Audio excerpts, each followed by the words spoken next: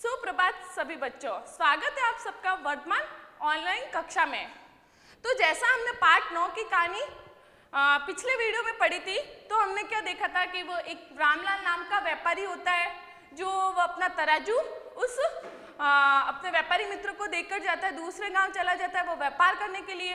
तो वापस कुछ दिन बाद वापस लौटता है तो उसका तराजू नहीं मिलता और उसका वो अपने मित्र से पूछता है कि मेरा तराजू मुझे वापस लौटा दो। तो उसका मित्र बोलता है कि तराजू को तो चूहे खा गए, तो वह कुछ कर नहीं सकता। और अचानक उसके दिमाग में एक बात आती है और वह उसके पुत्र को लेकर एक गुफा में जाता है। तो आइए हम पढ़ते हैं कि अब उस गुफा में हुआ क्या। अंदर जाकर रामलाल के लड़के को तो वहीं छोड़ा और खुद झटपट बाहर निकल आया।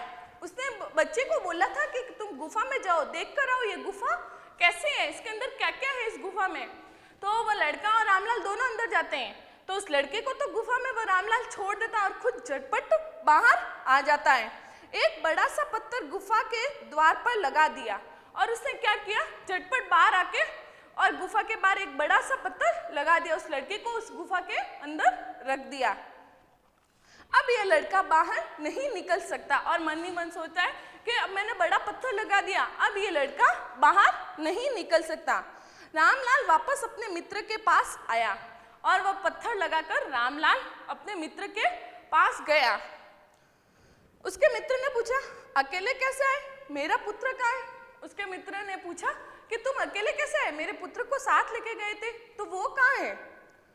मुझे खेद है मित्र, उसे चिड़िया उठा ले गई।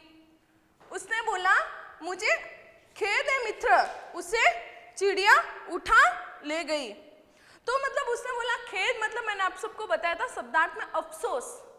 तो उसने बोला कि मुझे दुख है, अफसोस है कि तुम्हारे पुत्र को तो चिड़िया उठा ले गई। जैसा रामलाल ने भी बताया था कि तुम्हारे तराजू को चूहे ने काट लिया, तो उसने भी ऐसा ही बताया कि तुम्हारे पुत्र को चिड़िया उठा ले गई। जब चिड़िया कैसे किसी को उठा सकती है? फिर श्रीमान जी, फिर इसने बोला कि अतः मैं वे दोनों मुखिया जी के पास गए और उसने बोला कि कोई बात नहीं, तो मेरी चिड़िया उठा ली, तो क्या चलो तुम मुखिया जी के पास, गांव में जो मुखिया होता है उनके पास गए। श्रीमान जी, इस आदमी ने मेरे बेटे को चुरा लिया है, मुझे न्याय मिलना चाहिए। और इसने बोला कि श्रीमान जी, इस आदमी ने मेरे बेटे को चुरा लिया है और मुझे इस बात का न्याय मिलना चाहिए। फिर उसने बोला कि रामलाल, मैं तुम्हें आज्ञा देता हूं कि इसका बेटा लौटा दो। उसने बोला कि रामलाल, मैं तुम्हें आज्ञा देता हूं, इसे लौटा दो। मुखिया जी, उसे चिड़िया उठा ले गई, मैं उसे कहां से लाऊं? उसने बोला कि मुखिया जी, इसे चिड़िया उठा ले गई, मैं इसे कहां से लाऊं? फिर इसका मित्र बोलता है, झूठ बोलते हो रामलाल। और उसने बोला कि उसने जब बोला मुखिया जी से कि इसे तो चिड़िया उठा लेगी, मैं इसको कहां से लाऊं, इसके बेटे को कहां से लाऊं? तो उसका मित्र बोलता है कि झूठ बोलते हो तुम रामलाल। झूठ, यदि चूहे लोहे की तराजू खा सकते हैं तो चिड़िया क्यों नहीं लड़के को उठा ले जा सकती? उसने बोला कि झूठ, तो तुमने भी तो झूठ बोला कि यदि अगर तराजू चूहे खा सकते हैं, लोहे के तराजू को चूहे खा सकते हैं, तो एक बच्चे को चिड़िया क्यों नहीं उठा के लेके जा सकती? तुम्हारे बेटे को क्यों नहीं चिड़िया उठा के लेके जा सकती? तुम कहना क्या चाहते हो, साफ साफ कहो। उसने बोला कि तुम क्या कहना चाहते हो, साफ साफ कहो मुझे।